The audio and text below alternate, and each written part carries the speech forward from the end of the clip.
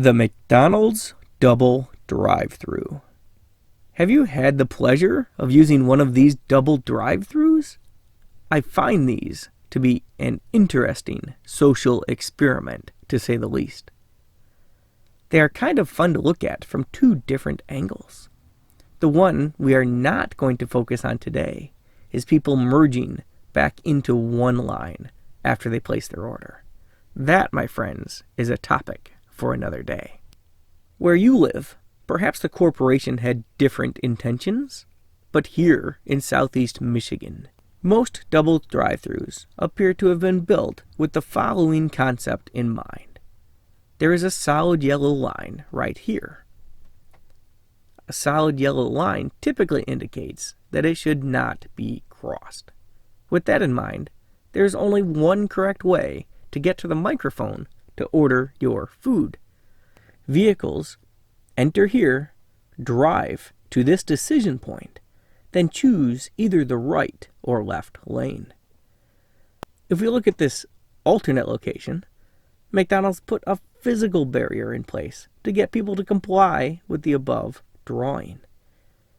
On the day I filmed this video, the second lane was closed, but we can see that even if both lanes were open, the only way to order food is to first wait in a single file line until you reach the decision point.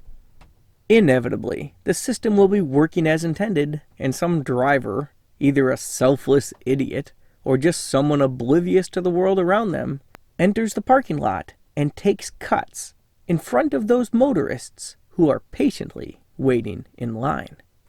This tends to cause hurt feelings.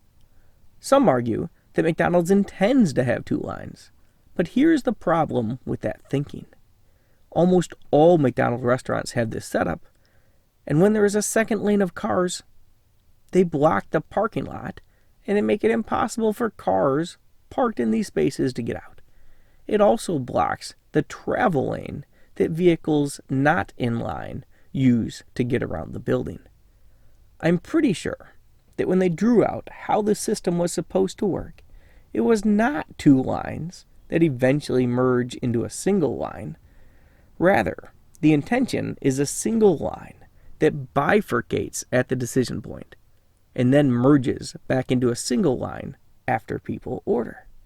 You can even see this on the signage that is posted at most locations.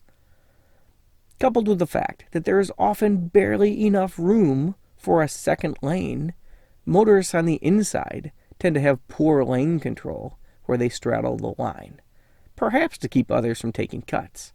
But this ends up having unintended consequences. The poor people who are parked in the angled spaces are unable to back out, and other vehicles are unable to drive around the building. This is especially frustrating for larger vehicles, as parking for trailers or RVs tends to be in the back of the lot. Well, good luck getting your Class A motorhome through here.